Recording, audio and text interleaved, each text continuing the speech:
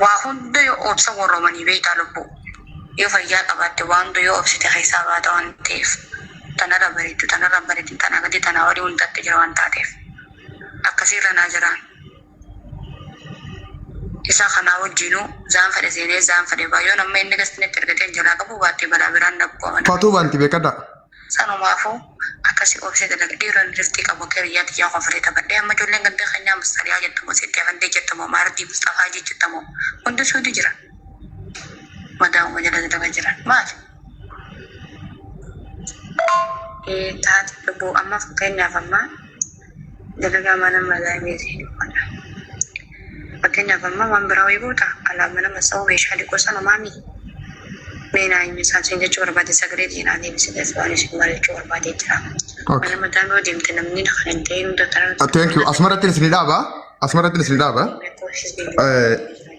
koi abdi amma segera lagi betul yang germat lagi betul ayah okay sagaleni yo asrati sinidagame yo sinidagamu baati ana bira walike jurufi sinetini ma takemmo namni bilbila saundi sirri kabo jiratan sharing sirri goda last agenne jirra dabbal sirri agenne dis okay koy ayye okay hayye baga dage senu sundunu okay sirri narge fada lal tokofa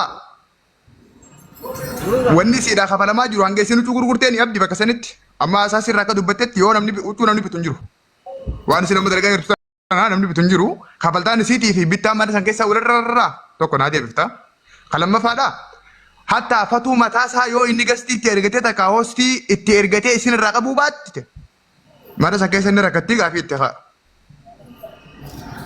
sirna dhageeffadhu sagalee sirraa beekuudhaan kana dabala firraa isaan jiru kalamma faadha mana madaamitiin si geessaa mana madaamit deemtaan galgalaa fi ganama ulee inni isin ittiin reebamtu takka jecha isin ittiin daffaramtuudha.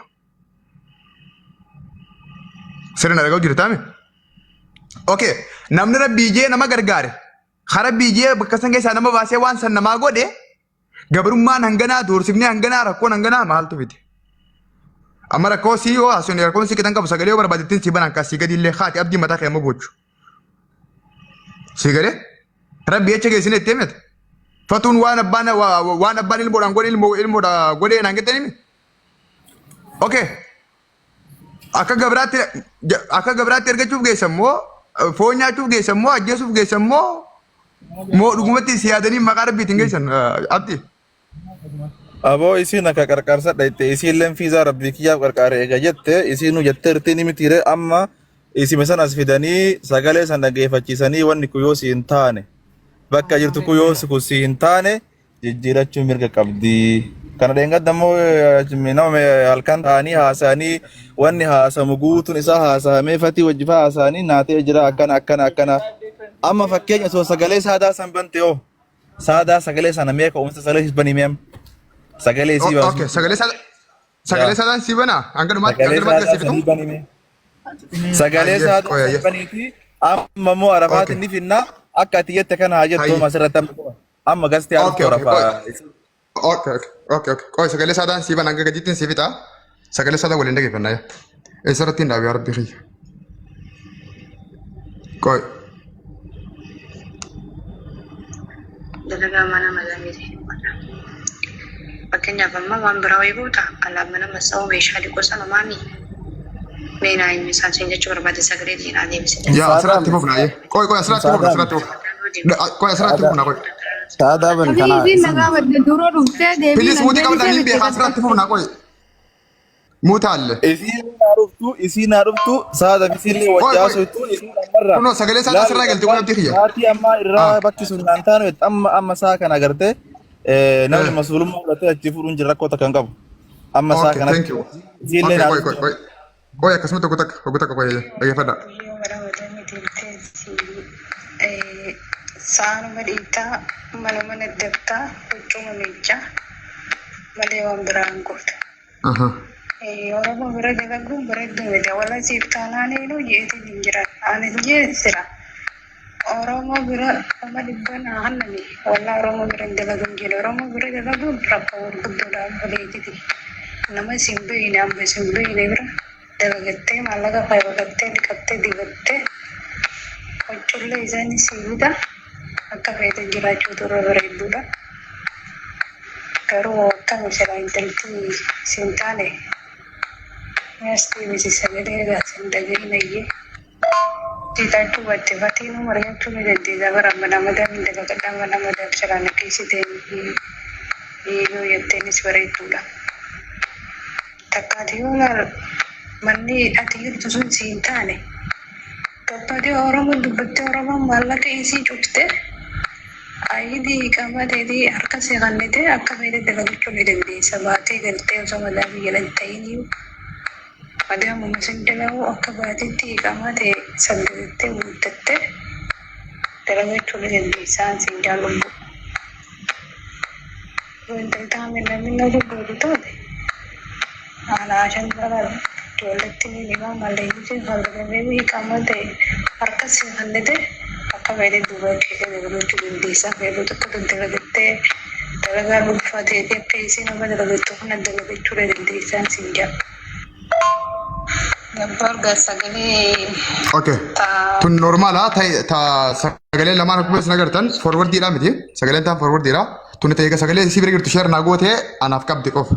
Okay, sagalee isiillee dhaggeeffattan na fakkaata. Jalqaba irratti arafaatiitu sagalee qabaafii ture. Waan akkanaatiif si barbaada waan akkanaa keessaan jira maal laan jetta sagalee naa qabii meenatti as deebi'ettee gaafatte arafaat intalootan. Akkuma asirra dhaggeeffattan. Achi booda intaloon ka sagalee isii qabdee mana arabaa keessa waan akkanaa dalaganii. Ati bakka jirtu sun siin taane yoo rakkoo akkasii keessa jiraate tokko faafatutu dawwalattee fatu wajjinuu haasofitee fatu nu bakka si godhuu ni danda'a. Yoo inni hin dandeenye immoo miidiyaa irrattuu gabbaatee Oromoon waan si sirraa kabaltee yoo isii waa barbaadde mana sanii baatee dalagachuu dandeessaa ittiin intaloon kunoo saadaan nama akkasii jiru saadaa itti fufi akka isiin itti sagalee sii qabdee fi akka isii laangetti. Kun akkanuma naan jette isii fida isiitu dura na dhufee na gaafate an deebii tanaan deebisee fiimi sababa isaan irratti uummata jaanjaa farshoo jee inni maaliif nu arrabsa. Sagalee diyaabate isii wal cinaa kaa'ee farshoon nuti hin dhufnu baraan argeen farshoo.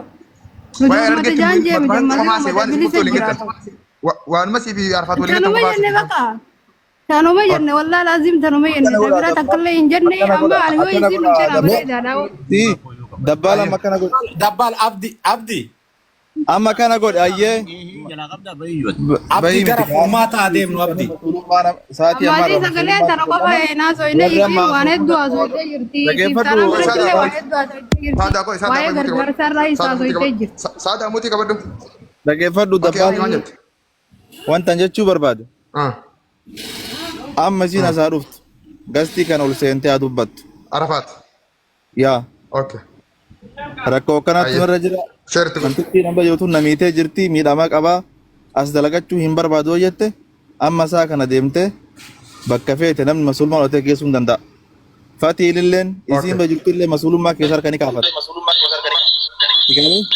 Kanaafuu amma isiin haa dhuftu isii irratti rabbil bilmii haa dhuftu. Haa dhuftu haa dubbattu. Eega bakki Ani bilbila siin qabu. Eega bakki siin bilbilii takka qabu waan nu godhe. namni hundinuu yaada tokko silaatu. Okay, dubbadhu Hamza dubbadhu rakkoon qabu. Warri manaa kunuu yaada. Amma isiin sanuu